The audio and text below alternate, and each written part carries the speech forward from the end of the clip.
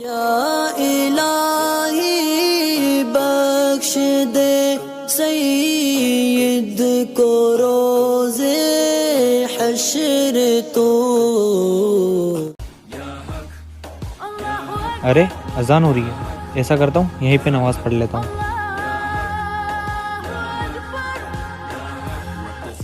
भाईजान, यहाँ पे नमाज कितनी बजे होती है? पहले तो ये बता तू कौन से फिरके से है? मतलब देवबंदी है, वहाबी है या सुन्नी है? भाई, यहाँ नमाज पढ़ने के लिए क्या मेरा मुसलमान होना काफ़ी नहीं है? अबे बहाने मत बना, पहले ये बता तू कौन से फिरके से है, तभी तुझे अंदर नमाज पढ़ने जाने देंगे। भाई, मैं एक अल्लाह पे ईमान रखने वाला नबी करीम हुजूर सल्लल्लाहु ताला अलैहि वसल्लम का उम्मती हूँ। क्या इतना मेरा नमाज़ पढ़ने के लिए काफ़ी नहीं है? सोशल मीडिया जहाँ एक तरफ लोगों के लिए फ़ायदा और वक्त बचाने का एक ज़रिया है और इसके ज़रिए बहुत सारे अच्छे और भलाई के काम भी किए जा रहे हैं और लोग इसके ज़रिए से आमदनी वग़ैरह के जायज़ तरीके भी इस्तेमाल करके अपने लिए रिस्क का ज़रिया भी बना रहे हैं। तो ये सब तमाम फ़ायदों के बरअक्स सोशल मीडिया के एक नुकसानात और भी हैं, जिनमें सबसे बड़ा नुकसान ये है कि आदमी को जितनी सहूलियत और आसानी होती है वो उतना ही ज़्यादा अपने दीन से दूर होता है। पहले के मामले में जब सोशल मीडिया इतना आम नहीं था, मोबाइलों का चलन नहीं था, अगर आपके पास कोई मसला दरपेश होता तो आप सीधे घर से निकल के मस्जिद की तरफ इमाम साहब से पूछते या फिर अगली नमाज में जाकर इमाम साहब से उस मसले का हल लिया करते थे।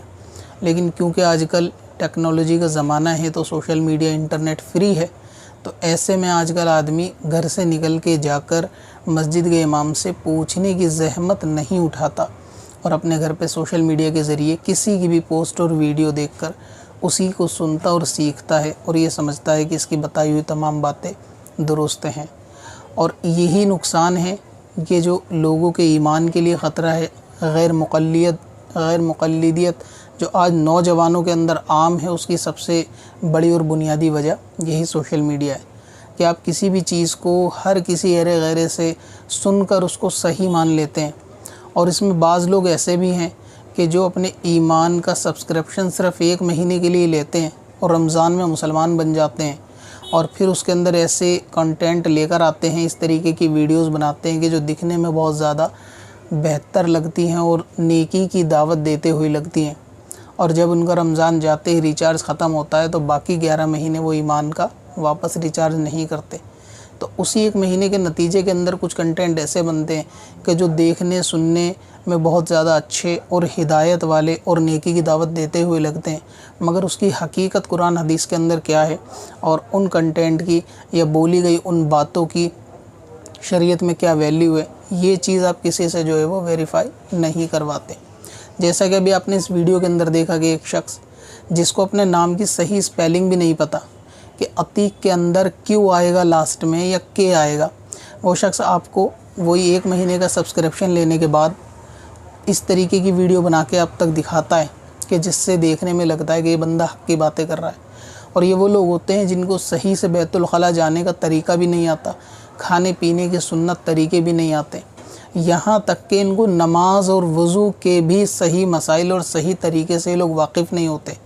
मगर जब ये सोशल मीडिया पर आते हैं या यूट्यूब पर आते हैं, इंस्टाग्राम या टिकटॉक पर आते हैं, तो ये वहाँ के मुफ्ती आज़म बन जाते हैं और लोगों को इस किस्म की दर्स देने की कोशिश करते हैं कि देखने में लगता है कि इससे ज़्यादा नॉलेज वाला कोई बंदा है ही नहीं। नबी रहमत सल्लल्लाहु ताला अलैहि वसल्लम ने ये क़यामत की निशानियों में एक निशानी भी इरशाद फरमाई कि क़यामत से पहले जहालत आम हो जाएगी। लोग ये समझ रहे हैं कि अब क़यामत से पहले इल्म आम हो रहा है, नौजवान इल्म की तरफ आ रहे हैं, उलमा को छोड़ के डायरेक्ट कुरान हदीस पढ़ रहे हैं, ख़ुद समझ रहे हैं, ख़ुद अपने मतलब से उसके मायने और उसकी तशरीह और उसकी कमेंट्री समझ रहे हैं, लिहाजा इल्म आम हो रहा है। जबकि ये एक जहालत की निशानी हदीस पाक के अंदर क़यामत से पहले इरशाद फरमाई कि ये लोग ख़ुद भी गुमराह होंगे और औरों को भी गुमराह करेंगे, ये भी इरशाद फरमाया। और इनकी पैरवी जो है ना वो ज़्यादातर गुमराह किस्म के लोग ही करेंगे और ये अपनी अक़ल से बग़ैर इल्म के फ़तवा देंगे, यानी मसाइल बताएंगे और अपनी अक़ल से उसकी जो है ना तशरीहात वगैरह आज ये करते हुए आपको नज़र भी आते हैं। दिखने में ये मैसेज कितना अच्छा लगता है कि बंदा एक जा रहा है मस्जिद के अंदर और दूसरे लोग उससे पूछ रहे हैं कि किस मसलक की मस्जिद है। और ये वीडियो बनाने वाले का नज़रिया ये है कि मस्जिद चाहे जो भी हो, नमाज ही पढ़नी है। और उम्मती होना काफ़ी है। सबसे पहले तो इस वीडियो का झूठ एक ये है कि किसी भी मस्जिद के बाहर इस किस्म से लोग किसी भी नमाजी को पकड़कर पूछते नहीं हैं कि आप कौन हो कौन नहीं। अलबत्ता इतना ज़रूर है कि अगर किसी को वाज़ेह हो जाता है कि हाँ ये शख्स बद्दीन बदमज़हब है तो उसको मस्जिद से मना कर दिया जाता है कि ये मस्जिद आपके लिए नहीं है, या बाज़ जगह पर उनको पता होने के बाद निकाल भी दिया जाता है। लेकिन जिसके बारे में पता नहीं होता, जैसे कोई मुसाफिर है और अक्सर मस्जिदों के अंदर वो नमाज़ पढ़ते हैं तो उनसे कोई पूछ गछ नहीं होती।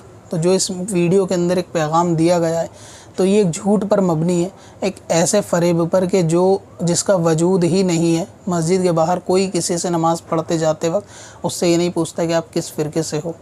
अब रहा ये कि तमाम मस्जिदें हैं, तो इसके लिए सबसे पहले अल्लाह तबारक व तआला की किताब कुरान मजीद से देखते हैं कि अल्लाह तबारक व तआला ने इस बारे में क्या इरशाद फरमाया। जैसा कि सूरह तौबा में अल्लाह तबारक व तआला आयत नंबर 107 में इरशाद फरमाता है, वल्लज़ीन इत्तख़ज़ू मस्जिदन दिरारा, यानी एक मस्जिद ऐसी जो ज़रर देने वाली हो, जिसे कुरान ने मस्जिद ज़र्रार कहा, ज़रर देने वाली मस्जिद करार दिया। इस मस्जिद की एक मुख्तसर सी आपको मैं कुछ तशरीह बताता हूँ, जिससे कुछ वाक़े से आपको कुछ मुख्तसर से पॉइंट मस्जिद के मामले में सुनने देखने के लिए मिलेंगे। नबी पाक सल्लल्लाहु अलैहि वसल्लम से एक शख्स अबू आमिर नामी जो है वो मिला मदीने के अंदर। तो हुज़ूर अलैहिस्सलाम से जब उसकी बात हुई तो उस शख्स ने नबी पाक से पूछा, नबी पाक ने फरमाया कि मैं दीन इब्राहीमी पर हूँ। तो वो शख्स बोला कि दीन इब्राहीमी पर ही मैं भी हूँ। यानी जब किसी से मुलाकात होती है कि आपका नाम क्या है, आप कौन सा दीन या मज़हब लेकर आए हैं, तो वो शख्स बोला कि मैं भी उसी दीन इब्राहीमी पर हूँ। फिर नबी पाक से एक शख्स बोला कि आपने इसके अंदर कोई मिलावट कर दी है इस दीन में। उसके कहने का मकसद था कि उसी दीन को मैं भी फ़ॉलो कर रहा हूँ, दीन इब्राहीमी को, और आप कहते हो कि आप भी उसी दीन पर हो, लेकिन तरीक़े दोनों के बहुत सारे अलग अलग हैं। तो क्या आपने इस दीन के अंदर कोई मिलावट की? तो हुज़ूर सल्लल्लाहु ने फरमाया कि नहीं, मैंने इस दीन में कोई भी मिलावट नहीं की, ये खालिस दीन में आप तक लाया हूँ। तो इस पर वो शख्स ने फरमाया कि हम दोनों में से जो भी माज़अल्लाह झूठा हो, सफ़र के अंदर बेयार व मददगार अल्लाह ताला उसको तबाह और बर्बाद करे। इस पर हुज़ूर अलैहिस्सलाम ने आमीन भी कहा। फिर उसने हुज़ूर पाक से कहा कि आप, यानी दुश्मनी उसकी दीन मुख्तलिफ होने में इस किस्म की बड़ी कि उसने कहा आज के बाद आप जिस भी ग्रोह से जंग करेंगे मैं आपके मुकाबले में आपको खड़ा हुआ मिलूँगा। यानी मैं हर उस शख्स का दोस्त रहूँगा जो आपके साथ जंग करेगा, जो आपके साथ लड़ाई करेगा, मैं हमेशा उस ग्रोह के अंदर शामिल रहूँगा। और उसका तरीक़ेकार ये रहा भी कि जो भी जंग होती नबी पाक के मुकाबले में वो आकर उस ग्रोह का दोस्त बनता और सहाबा के ऊपर जो है वो तलवार खींचता था। फिर जब उनकी जीत नहीं होती थी, हारते थे, तो ये शख्स हारने के बाद वहाँ से भागा और इसने अपने मुनाफिक बाकी लोगों को एक पैगाम भेजा और कहा कि एक मस्जिद को तामीर किया जाए, एक मस्जिद बनाई जाए और आप अपना सारा सामान वग़ैरह जंग का जो है वो सब जमा करके रखो, मैं मुल्क शाम से दूसरी फ़ौज लेकर आता हूँ, फिर हम जो है ना इन पर हमला करेंगे। मस्जिद बनाने का जो मकसद था वो भी यही था कि वो जंग में जीत नहीं पाता था, तो उसको ये चीज़ मालूम थी कि अगर मुसलमानों में कमज़ोरी पैदा करनी है तो उनके ईमान को कमज़ोर करना होगा। और ईमान को कमज़ोर करना, अपने नज़रिए को आम करना, अपना नज़रिए लोगों को देना, अपने अक़ीदे लोगों में आम करना, उसका सबसे बेहतरीन ज़रिया एक मस्जिद ही होती है कि जब मुसलमान इस मस्जिद के अंदर आएंगे तो हम अपने नज़रिया, सोच व फ़िक्र उनमें जो है वो डाइवर्ट करेंगे। तो जब वो हमारी बात को मानेंगे, नबी पाक से उनको धीरे धीरे दूर करेंगे, ईमान से दूर करेंगे, लेकिन लेवल जो लगाएंगे वो ईमान का ही लगाएंगे, लेवल जो लगाएंगे वो इस्लाम ही का लगाएंगे। तो ये लेवल लगा के उनको ये काम करना था। नबी पाक सल्लल्लाहु अलैहि वसल्लम से उन्होंने फरमाया कि हमने ये मस्जिद इसलिए बनाई है ताकि बूढ़ों को, ज़ईफ़ों को, बीमारों को, इनको आसानी हो। यानी सुनने में ये बात बड़ी अच्छी लगती है कि अगर कोई मस्जिद दूर है तो एक पास में बन गई तो लोगों के लिए आसानी हो जाएगी। तो उनके लिए आसानी हो, ज़ईफ़ लोग, मरीज़ लोग यहाँ पर नमाज़ पढ़ लिया करेंगे, ये उनके लिए आसानी है। ये कहकर उन्होंने उस मस्जिद की तामीर करना शुरू की। जब मस्जिद तामीर हुई तो हुज़ूर पाक से फरमाया कि आप इसमें नमाज़ पढ़ाएँ, लेकिन आप किसी जंग की तैयारी में थे और जा रहे थे, तो फरमाया कि इस बारे में बाद में बात करते हैं। इसी बात पे कुरान पाक में अल्लाह ताला ने इसी आयत के लिए फरमाया वल्लाहु यशहदु इन्नहुम ला काज़िबून, कि अल्लाह ताला शाहिद है कि ये लोग झूठे हैं, ये लोग काज़िब हैं, मक्कार हैं। यानी अल्लाह तबारक व तआला ऐसे लोगों को जो ये कहते हैं कि हमने मस्जिद भलाई के लिए बनाई है, इसके अंदर मुसाफिर नमाज़ पढ़ेंगे, इसके अंदर मरीज़ नमाज़ पढ़ेंगे, बूढ़े नमाज़ पढ़ेंगे। अल्लाह ताला ने कहा कि अल्लाह ताला गवाह है कि ये लोग झूठ बोल रहे हैं और इन्हें अल्लाह ताला ने झूठा फरमाया। वहाँ हुज़ूर पाक ने नमाज नहीं पढ़ाई और वो ये चाहते थे मुनाफिकीन के एक दफ़ा नबी पाक यहाँ पर नमाज़ पढ़ाएंगे तो इसको जो है वो मस्जिद करार दे दिया जाएगा और उसके बाद बाकी लोग भी इसलिए नमाज़ पढ़ेंगे क्योंकि यहाँ पर मस्जिद में नबी ने नमाज़ पढ़ाई है, तो आने वाले वक्तों के लिए वो एक अलामत हो जाएगी। जैसे बहुत सारी एक निशानियाँ होती हैं जो निस्बत रखती हैं कि ये मस्जिद फ़लाँ नबी के नाम पर है, तो आज भी लोग वहाँ ज़ियारत के लिए जाते हैं, इबादत करते हैं। तो ये भी हमारे लिए भी मकसद पूरा हो जाएगा। और जिन सहाबाओं को हम बहकाना चाहते हैं, जब नबी ने नमाज़ पढ़ाई तो आने वाले मुसाफिरों को जो दूसरे देश से आते हैं, नबी की ज़ियारत के लिए आते हैं ईमान कबूल करने, क्योंकि वो नए नए होते हैं, उनको ज़्यादा चीज़ें मालूम नहीं होती, तो हम इस मस्जिद में लाके उनको जैसी सीख देंगे वो वैसा ही उसको मान लेंगे, तो हमें लोगों को डाइवर्ट करने में आसानी हो जाएगी। तब नबी अल्लाह तबारक व तआला ने नबी पाक पर ये आयत जिसका मैंने ज़िक्र किया सूरह तौबा के आयत नंबर 7 ये नाजिल की और इरशाद फरमाया इस मस्जिद के बारे में कि ये मस्जिद जो है वो नुकसान देने वाली है। साथ में अल्लाह तबारक व तआला ने इसी आयत के अंदर एक बात और भी इरशाद फरमाई, व तफ़रीक़म बैनल मुमिनीन, कि ये मस्जिद मुसलमानों के दरमियान में तफरीक करने के लिए, फ़िरका पैदा करने के लिए, ग्रोह बंदी करने के लिए बनाई गई है। तो इसका मतलब ये है कि हर मस्जिद बनाना अगर नेकी का काम होता तो मस्जिद बनाने वाले के लिए अल्लाह ताला इस तरीके के अल्फाज कुरान पाक के अंदर नहीं इरशाद फरमाता कि ये मस्जिद जो है वो अपनी सोच और फ़िक्र को डाइवर्ट करने के लिए, फ़िरका पैदा करने के लिए बनाई गई है। तो इसीलिए अल्लाह ताला ने ऐसी मस्जिद बनाने वालों को कुरान पाक के अंदर झूठा भी कहा कि ये लोग जो मस्जिद बनाते हैं कि हम भलाई का काम करेंगे, नेकी सवाब का काम करेंगे, असल में ये इसके अंदर मुसलमानों के दरमियान में फ़िरका पैदा करने के लिए बनाते हैं ताकि अपनी सोच और फ़िक्र को लोगों के अंदर फॉरवर्ड कर सकें, अपने ख़यालात और नज़रियात को फॉरवर्ड करके उनको पुराने लोगों के तरीक़ेकार जो सहाबा इकराम से चलता आए हैं उनको हटाकर अपने ग्रोह के अंदर शामिल कर सके। ये मस्जिदें इसलिए बनाई गई। इस आयत से एक चीज़ और भी वाज़ेह हुई कि हर मस्जिद के जो बनाई गई हो मस्जिद के नाम पर वो हमेशा ईमान या इस्लाम की अलामत नहीं होती। बाज़ मस्जिदें ऐसी हैं जो फ़िरका पैदा करने ही के लिए बनाई गई होती हैं। मिसाल के तौर पे एक मस्जिद कहीं इलाके के अंदर पुरानी है, वो 100-200 साल से चलती चली आ रही है, उसके रस्म व रिवाज नमाज वगैरह है। अब कोई शख्स आके इसलिए मस्जिद बनाता है क्योंकि वहाँ पे सलातो सलाम होता है, इसलिए हम अपनी नई मस्जिद बनाते हैं, तो ये मस्जिद फ़िरका ख़त्म करने के लिए नहीं बल्कि फ़िरका पैदा करने के लिए बनाई गई है। बाज़ लोग इसलिए मस्जिद बनाते हैं कि वहाँ का इमाम न्याज़ फ़ातिहा करता है, लिहाजा हम मस्जिद बनाते हैं। तो इसलिए जो आज मस्जिद आप देखते हैं हर तरफ, जिसको ये टिकटॉकर कह रहा है कि मस्जिद तो कहीं भी है, नमाज़ पढ़ लो, उम्मती होना काफ़ी है किसी भी मस्जिद के अंदर, तो कुरान ये कहता है कि हर मस्जिद मस्जिद नहीं है और कुरान ने इसको मस्जिद ही का नाम दिया। ये नहीं कहा क्या कहते हैं कि ये मस्जिद ही नहीं है और ये, बल्कि कुफ्र का इसको घर कहा गया, कुफ्र का गढ़ कहा गया। ये मस्जिद नुकसान पहुंचाने के लिए बनाई गई है और अल्लाह ताला ने ये भी फरमा दिया कि ये फ़िरका पैदा करने के लिए बनाई गई है। आज भी आप देखेंगे आपके शहर इलाकों के अंदर जो दूसरी मस्जिदें, उसकी बुनियादी वजह ये होगी कि वहाँ का इमाम रफ़ादैन नहीं करता, लिहाजा हम रफ़ादैन करेंगे तो इसलिए हमने मस्जिद बनाई। वहाँ सलातो सलाम होता है, हम नहीं पढ़ेंगे इसलिए मस्जिद बनाई। वहाँ खड़े होकर तकबीर होती है, न्याज़ फ़ातिहा होती है, हम नहीं करेंगे लिहाजा हमने मस्जिद बनाई। तो यही तरीक़ेकार मुनाफिकीन का था कि एक नया तरीक़ा लोगों के अंदर, पुराने से उसको हटाकर नए तरीके पे लाकर अपनी सोच व फ़िक्र उनमें डाइवर्ट करके उनके अंदर अपनी गलत अक़ीदे फॉरवर्ड करके उनको बहकाने का काम करते थे और नाम मस्जिद ही का देते थे। तो ये तरीक़ेकार कुरान ने पहले ही बयान फरमा दिया, लेकिन जब नबी पाक को मालूम चला कि ऐसा ऐसा मामला है तो बाद में उस मस्जिद को हुज़ूर पाक ने जलाने का हुक्म दिया, सहाबा ने उसको आग लगा दी। तो ये भी मालूम चला कि हर वो मस्जिद कि जब तक जहाँ ईमान वाला नमाज ना पढ़ाए वो मस्जिद नहीं होती। जैसा कि नबी पाक ने इसमें नमाज नहीं पढ़ाई थी। पहली मरतबा तो जंग की जल्दी के लिए निकल गए थे और दूसरी मरतबा हमने अल्लाह तबारक व तआला ने उससे मना फरमा दिया और उसकी मस्जिद की हकीकत नबी पाक को रोशन कर दी कि ये मस्जिद बनाने का मकसद मुनाफिकों का ये है और ये मस्जिद नहीं है। तो इसलिए जहाँ ईमान वाला नमाज ना पढ़ाए वो मस्जिद नहीं होती। दूसरी साइड से ये भी मालूम चला कि मस्जिद हमेशा इबादत के लिए नहीं बल्कि कभी कभी अपनी फ़िरका बंदी पैदा करने के लिए भी बनाई जाती है।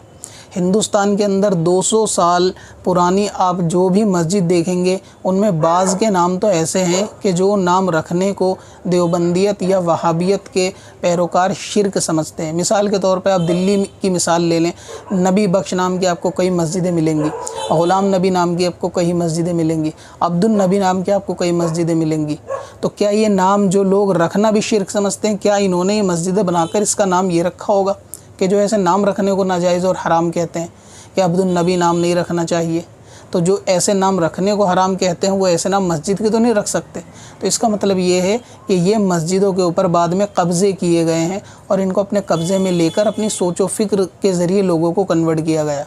और आज जो मस्जिद आप देखेंगे कि एक के अलावा इलाके में हैं, उनके बनाने का मकसद ही यही होगा कि वो मस्जिद, क्योंकि दूसरा इमाम ऐसा करता था, हम लिहाजा अपनी नई मस्जिद बनाएंगे। तो बज़ाहिर काम दिखने में बहुत अच्छा है कि चलो मस्जिद बनेगी, लोगों को आसानी होगी, लेकिन हर मर्तबा ऐसा नहीं होता। बाज़ मर्तबा फ़ायदे और नेकी के लिए ये मस्जिद बनाई भी जाती हैं, लेकिन बाज़ मर्तबा अपने फ़िरके को आम करने के लिए बनाई जाती हैं।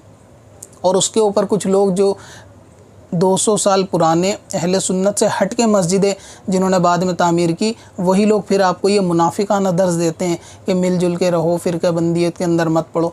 अगर फ़िरका बंदियत में नहीं पढ़ना था तो फिर अहले सुन्नत की मस्जिद से हटकर दूसरी मस्जिद किस बुनियाद पे बनाई गई? वो इसी बुनियाद पे बनाई गई क्योंकि सलातो सलाम नहीं पढ़ना था, क्योंकि तकबीर से पहले खड़ा नहीं होना था, क्योंकि न्याज़ फातिहा नहीं करनी थी, या रसूल अल्लाह मिलाद जलसे नहीं करने थे, इसीलिए वो अपनी नई मस्जिद बनाई गई। फिर वो लोग आपको दर्ज देते हैं सब एक हैं, सबके साथ भलाई करो, कोई किसी को बुरा मत कहो, सब कलमा पढ़ने वाला मुसलमान है। और उसी के नतीजे में जब ये टिकटॉकर उन्हीं जैसों की वीडियो देखकर आप लोगों तक पैगाम पहुंचाते हैं, तो यही नतीजा होता है ईमान की ख़राबी और बर्बादी होने का, जिसके बारे में उलमा ने, आला हज़रत ख़ुसूसन आला हज़रत ने पहले ही मना फरमाया कि बद दीन और बद मज़हब की किताबें पढ़ना भी हराम है, गोया उनकी तकरीरें भी सुनना हराम है।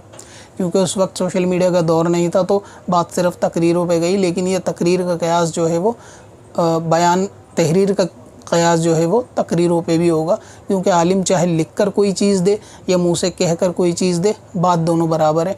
और फ़िक़्ह का उसूल भी है कि जो लिख के दिया जाता है वो कहने के बराबर होता है।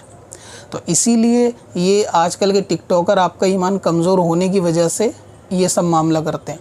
और मुनाफिकों की एक सबसे बड़ी अलामत आप ये भी देखें, ख़ुद तजुर्बे की, मैं अपने इलाके की बात बता रहा हूँ, कि कुछ लोग ऐसे होते हैं जो आपको मोहल्ले के अंदर बड़े ऐसे भी दिखेंगे कि जब आप उनसे इस किस्म की बातें करेंगे कि बद्दीन बदमज़हब के बारे में या वहाबियों के रद्द के बारे में, तो आपसे फ़ौरन ये कहते दिखेंगे कि इस किस्म की बातें नहीं करनी चाहिए, सब एक हैं, सब मुसलमान हैं, मिलजुल के रहो, कहीं भी नमाज़ पढ़ो, इसमें कोई हर्ज नहीं है, मस्जिद अल्लाह का घर होता है। लेकिन जैसे ही मस्जिद का टाइम होगा या अज़ान होगी, वो फ़ौरन आपके करीबी मस्जिद छोड़ के दूर जाएंगे। ख़ुद मेरे तजुर्बे में ऐसे लोग मौजूद हैं कि जो 4 कदम मेरे घर से एक मस्जिद, जो इलाके की सुन्नी जामा मस्जिद है, वहाँ छोड़ के जो 10 कदम की दूरी पर नहीं जा सकते, वो 110 कदम की दूरी पर घूम के जाते हैं। और उससे पहले वो लोग यही बातें कर रहे होते हैं खड़े होकर कि ऐसी बातें नहीं करनी चाहिए, सारी मस्जिद अल्लाह का घर है, कहीं भी नमाज़ पढ़ो, इस तरीके की फितने वाली बातें नहीं करनी चाहिए। और जैसे ही नमाज का वक्त होगा तो बजाय यहाँ जाने के पीछे मुड़ के जाएंगे। तो ये एक मुनाफिक की पहचान है कि वो जो अपने ज़बान से कह रहा होता है उसके दिल में उसके ख़िलाफ़ होता है। जब वो लोगों को ये दर्ज देता है कि ऐसी बातें नहीं करते, वो ख़ुद भी जानता है कि कोई कहीं भी नमाज़ पढ़े, मुझे तो अपने मसलक वाले ही के पीछे नमाज़ पढ़नी है, और इसको वो बज़ाहिर लोगों के सामने इजहार नहीं करता। और जो ईमान वाला होता है वो इजहार भी यही करता है कि सब के पीछे नमाज नहीं होती, लिहाजा वो पढ़ता नहीं, यानी जो उसके दिल में है वही उसकी ज़ुबान पे। और जबकि मुनाफिक के दिल में कुछ होता है, ज़बान पे कुछ होता है। जो शख्स 10 मिनट पहले ये दर्ज दे रहा था कि कहीं भी नमाज़ पढ़ लो, नमाज का वक्त होता ही वो यहाँ क्यों नहीं गया, क्यों वो 110 कदम की दूरी पर घूम कर पीछे जाता है? क्योंकि उसके दिल में चोर है। वो जानता है कि ये मस्जिद नहीं है, ये जो नई मस्जिद दूसरे में इलाके में नई बनाई गई है वो इसी तर्ज पर बनाई गई है, क्योंकि जो यहाँ के लोग हैं उनको डाइवर्ट करने के लिए।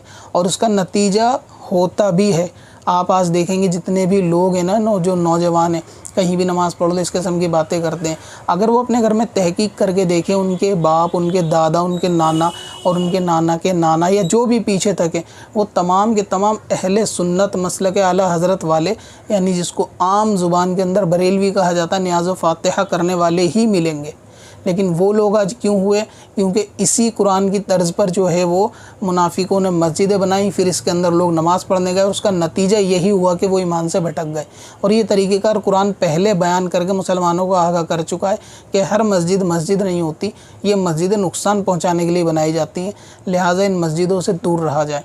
तो ऐसी मस्जिदें कि जो बद्दीन बदमज़हब की हो, लोग बड़ी शौक़ से वहाँ पर जाते हैं जुमा पढ़ने के लिए, फिर उनके बयानात सुन के, उनकी बातें सुनते हैं, धीरे धीरे ईमान से जाके उनमें डाइवर्ट होते हैं। और उनका पर्पस भी यही होता है कि दूसरे तमाम लोगों को कन्वर्ट करके अपने नए फ़िरके जो 200 साल पुराना बना है उसमें लाया जाए। फिर ये कहते हैं कि हनफियत आम थी। जैसे पाकिस्तानी एक कॉमेडियन तारिक मसूद को आपने सुना होगा, देवबंदियत कुछ नहीं होती, बरेलवियत कुछ नहीं होती, 200 साल पहले तमाम अहले सुन्नत थे और हनफी थे, और फिर जिन्होंने बिदत के ख़िलाफ़ फतवे दिए उनको देवबंदी कहने लगे। बिदत के ख़िलाफ़ फतवे देने वाले देवबंदी तो ख़ुद 200 साल पहले आए, उससे पहले तो उनके नामो निशान की कोई मस्जिद भी हिंदुस्तान के अंदर नहीं थी। 200 साल के बाद इनका वजूद जब सामने आया तो ये तो नए वो लोग हुए जो बाद में पैदा हुए। और हनफियत आम थी, वो हनफियत अहले सुन्नत के शक्ल में आम थी, और वो हनफियत अहले सुन्नत के अलावा जिस तरह आप कहते हैं कि न्यास फातिहा करने वाले या मिलाद करने वालों की शक्ल में आम थी। क्योंकि देवबंदियत से पहले पूरे हिंदुस्तान के अंदर सलातो सलाम और मिलाद का सिलसिला आम होता था, बल्कि हिंदुस्तान में नहीं पूरी दुनिया के अंदर होता था, जिसके लिए मैं एक सेपरेट वीडियो बना भी चुका हूँ कि मिलाद बरेलवियों का काम है या फिर पुराना चलता आया साहब और ताबई का काम है। तो उसका लिंक जो है मैं नीचे डिस्क्रिप्शन के अंदर दे दूँगा, आप वहाँ देख लें।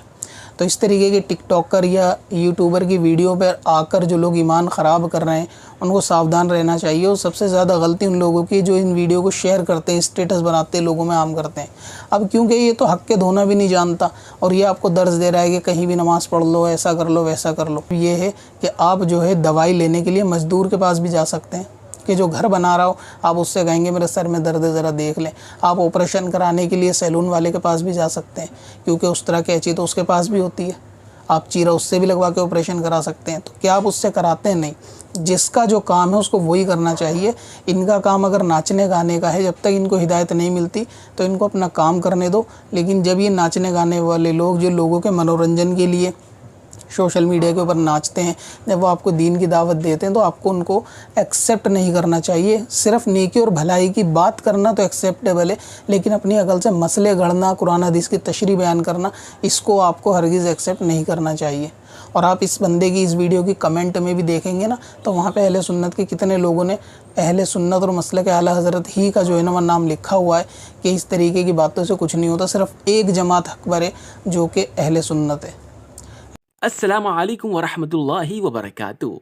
अब अपनी मस्जिद, मदरसों और दीनी तंजीम को ऑनलाइन लाएं। डोमेन नेम और वेब होस्टिंग खरीदें qadriHosting.com से और पाएं खास ऑफर के साथ सबसे सस्ती SSD वेब होस्टिंग। अपनी वेबसाइट और डोमेन को भी ट्रांसफर करें कादरी होस्टिंग पर।